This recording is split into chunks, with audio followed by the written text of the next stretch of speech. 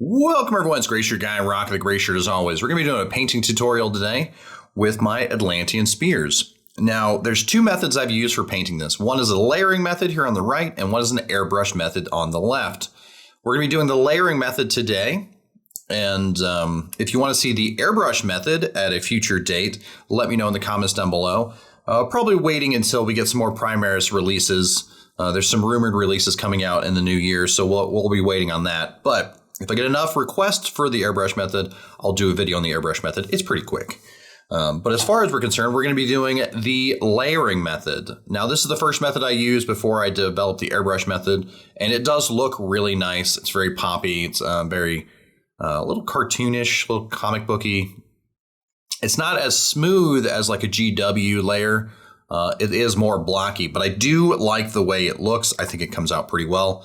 And if you want to use just the colors that I use to develop your own layering method, feel free to do that. Feel free to pick out different parts. That's perfectly fine. And if you want to do blending, you can do that as well. But we'll be going through the tutorial with the layering method. The model we're going to be painting is a heavy intercessor. We have the body and legs already on the base right here. We have the head on some cork, and we have the arms on some cork as well, already nice and ready to go. What we've done is we did an all black surface primer. We used some Vallejo surface primer through the airbrush. You can use a rattle can black, perfectly fine. And then we did a base coat of white over top of that through the airbrush. But once again, if you have a white rattle can, you can shoot that top. Now, also, you don't have to do the black and the white. You can either do a white full base coat or a primer, or you can do an all black primer, whichever you prefer. But I do like the zenithal because it allows me to pick out the shadows for like kind of a future reference point to where I want to put the highlights and where I don't want to put the highlights. So we got that. And yeah, let's move on to what colors we're going to be using for the base coat. Now, I've been asked multiple times what colors I use. Now, there's two colors that I use for this army. We have a Citadel color Sotek green for our primary base layer, or you can use Vallejo game color turquoise. Both of them look fine for the base coat, especially when we start highlighting up. Now, if you want to stick with just Citadel, I would go with Sotek green. It works fine. The Vallejo works fine as well.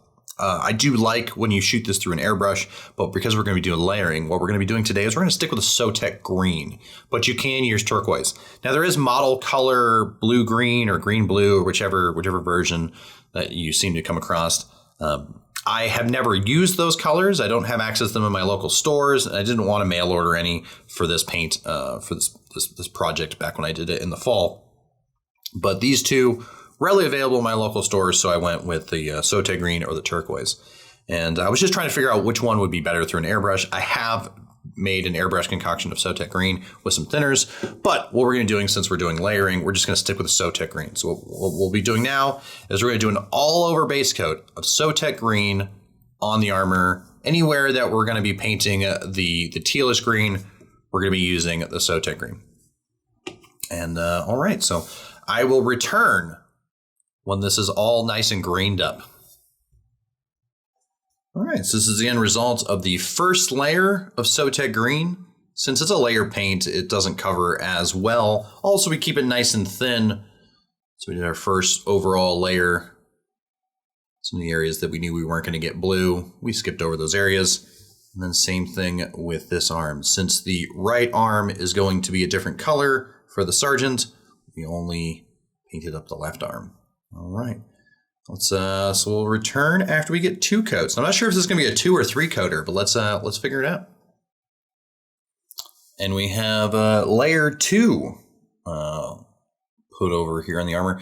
Looks like we're going to definitely need a third, maybe even a 4th layer, because the thinned second layer is not coating as well as we want. Now, typically for this, I would have used an airbrush to airbrush the Sotek green on the armor, but I wanted to show those of you that are watching that you can do it with layers. It just takes a lot more time.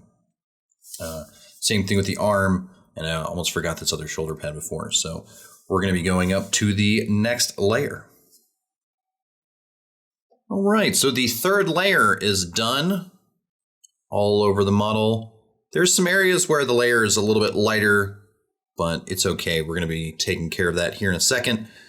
But for the most part, 3 layers works. You can go for a 4th layer if you want a nice smooth transition. I went with 3. It'll work just fine. What we're going to be doing now is we're going to take an overall wash of Coolea green shade. So this one, it's kind of a greenish bluish shade, kind of a swamp green shade. It's going to take to this teal really well. All right, we're going to do that, and we're going to come back when it's all dried. All right, so we have our green shade laid down. What we'll be doing next is we're going to go over the highlighted areas with another layer of Sotek green. Now, we're only going to be doing areas that are above, kind of higher up, raised areas. So this is where we're going to do our first layering technique, is we're just going to build back up that Sotek green, and we're going to leave the recesses washed. Now, one thing that we're going to be doing that's different than a typical GW is that we're not going to be highlighting everything back up. There's going to be a lot of areas that we leave this darker color. But all the areas, basically, essentially, when I look like from up above, pretty much the areas that I can see from here, those are going to get the color. And then almost all the other areas, probably not. Now, maybe tilting a little bit forward to try to give a more emphasis on the front and on the backpack. But a lot of the lower legs are not going to get the color. And you'll see what I mean in a second. So let's do that layer. Okay, so we did a initial layer of Sotek green to try to knock that wash back. Only picking out the upper areas, leaving a lot of the darker recesses still shaded.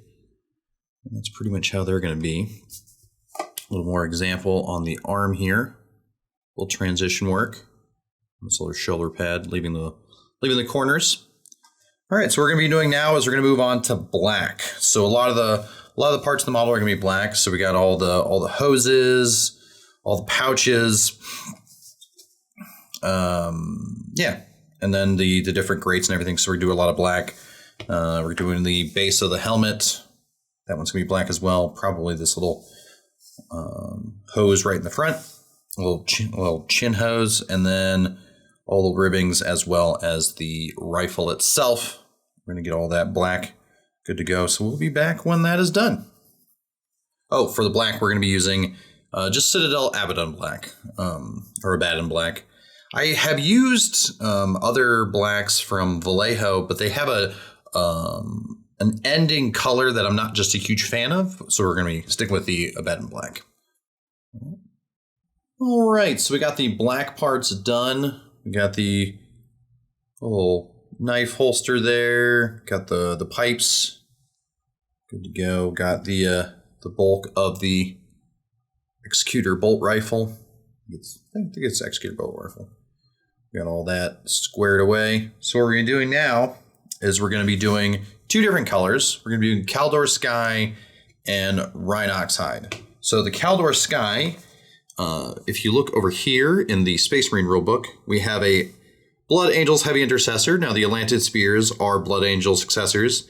And one thing that I like to do, because the heads are all gold in this army, one thing I like to do is I like to do the battle roll knee pad. And so on this guy, his battle roll is fire support. So we know that the heavy intercessors are considered fire support. Now you could say that they're battle line in certain instances, but in this specific instance, I'm going to mark them as as fire support. So we're going to do the blue on the knee. And that's with the Caldor Sky. And then the Rhinox Hide is going to be for the handle on his blade. And we're going to do both of those 2 little details, and then we'll be right back. All right, so we did the Rhinox Hide on the blade hilt, and I did a little bit on the lower of the scabbard to kind of break up the color. I put it on the chest.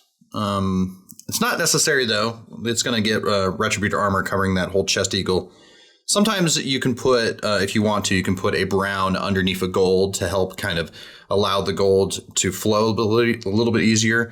But with the gold that we'll be using in the future, this sticks pretty well. You don't really need to put a base coat under it. I just happen to have a little bit more Rhinox Hide on my brush. And then I realized, I was like, oh, well, I don't need to do it for the whole armor and everything. So, but for the blue, we got the Caldor Sky on the knee pad, and we also got some Caldor Sky on the lens of the bolt rifle. I don't know if you can see that, but we got Caldor Sky on both of those. So what we're going to do next is we're moving on to the silvers. So let me grab, so we're going to be using Lead Belcher. I really like Lead Belcher as a silver. A lot of different silvers I have, but I like Lead Belcher. It's a pretty good base, and it looks pretty nice. So we're going to be using Lead Belcher on, let's see, anywhere on here? Probably not. Mostly the Lead Belcher is going to be on accents for the gun. We're going to be using on the barrel, on the little, the upper rail, and yeah, probably not a whole lot of Lead Belcher. But yeah, we'll get that done, and we'll be right back. All right, so we got all the silver, all the Lead Belcher done on the rifle. That was pretty much the only parts that really needed to be silver on this model. We're going to move on to Retributor Armor, and this is going to be pretty much covering almost everything else on the model, at least base coat wise. And you can use Balthazar gold if you like, if you want a little bit more of a gothic look, a little darker gold. But I like going for the shimmery, shiny gold of Retributor Armor when it comes to these models. We're going to be doing the helmet, and the right arm, and the Aquila, and yeah, so let's move on to that. All right, so we did our first layer of Retributor Armor on all the nice little gold bits. It's in there, and we have on the right arm, made the whole right arm gold for the Sergeant, the shoulder pauldrons, and the head. So I'm going to do another layer of gold, and then we'll continue. All right, so we finished up the second coat of gold. Got the chest piece, the sword, the head, and then we added a little bit of Sotek green to the eye sockets for on the lenses on the helmet. Definitely finished up all of this bits and bobs. So what we're gonna do now is we're gonna glue the guy back together, and then we're working our way on to the shades. So let me glue this together, and I'll be right back. All right, so now we've got the model all glued together. What we're going to be doing next is we're going to be washing all of the different parts, and I'll go through the different washes. So we're going to be using, for the golds, we're going to be using Reikland Flesh Shade. For the silvers, we're going to be using Nuln Oil. And for the blue, I think we're also going to use Nuln Oil. And yep, and so I'm going to do those shades all at once. And we're going to be using just a small pin brush to just coat the colors, trying not to get the wash on any of the blue. All right, and we'll be back when that's done. All right, so we got all of our washes on the gold and on the black areas. And so basically what we're going to be doing now is we're going to be highlighting that teal up. Now, we started with a Sotek green, and we're going to end with Temple Guard blue. And then I think we might be adding a little bit of white into the Temple Guard blue for a final highlight. I was using something called skink blue, but it is not, it's a dry color, which is used for dry brushing. And on this guy, I didn't want to do any dry brushing on him. So we're going to probably be doing a little bit of highlighting. So what we're going to do a 50-50 mix of Sotek green and Temple Guard blue. And we're going to be picking out only certain really high raised areas. And then I'll show you what that looks like after I'm done with that. All right, so we did the 50-50 Sotek green and Temple Guard blue layer, picking out certain spots, shoulder pads, upper areas, tops of boots, things like that. Trying to get areas that I want to highlight.